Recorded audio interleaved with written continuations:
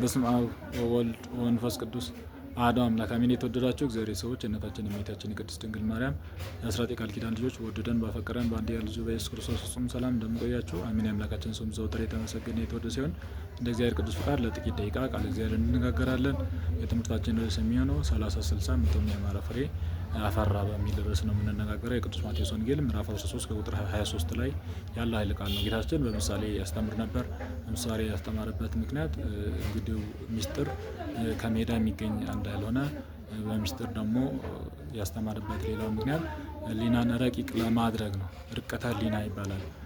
የሰው ልጅ ዝም ብሎ ሚስጥር አፈሳ ከሜዳ ያገኘው ሁሉ የሚዘግንበት አይደለም። የእግዚአብሔር ቃል ብዙ ሚስጥር ብዙ እንቁ ከውስጥ ያለው ብዙ ትርጓሜ ያለበት ነው። ጌታችን አንድ ቃል ሲናገር ለብዙ መተርጎም የሚችል መብራራት የሚችል በጣም ጥልቀት ያለው ነገር ነውና በምሳሌ ያስተምር የነበረው ረቂቅ አእምሮ ምጡቅ አእምሮን ፈልገው ደግሞ ያንን ሚስጥር የተብራራውን ነገር አግኝቶ መመለስ የሚችል አእምሮን ያዘጋጀ ራሱ በመሆኑ ያንን ነገር ለማድረግ ጌታችን በምሳሌ ያስተምር ነበር እና በምሳሌ ካስተማረችባቸው አንዱ ምሳሌ ምንድነው?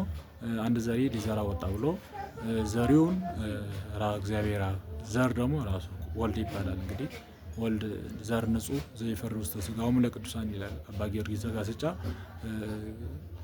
በሰዓታት ድርሳኑ ላይ እና ሞገስን በሚለው ድርሳን ላይ እንደዚህ ይላል። ስለዚህ ንጹህ ዘር ክርስቶስ ነው ይላል።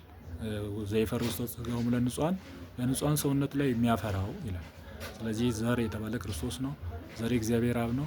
ዘሩ የሚወርደው በእኛ በምእመናን ልብ ላይ ነው። ራሱ ኢየሱስ ክርስቶስ በእኛ ልብ ያፈራ መልካም እንዲያፈራ ልባችን ንጹህ መሆን አለበት። ክፉ እንዲያፈራ ደግሞ ልባችን ዘሩን ማይቀበል ይሆናል ማለት ነው። አንዳንዱን መንገድ ላይ ወደቀ፣ ወፍ ለቀመው። ዲያብሎስ ነው እንግዲህ ወፍ የተባለ ዲያብሎስ ያነሳቸውን ፍሬ ምሳሌ ነው።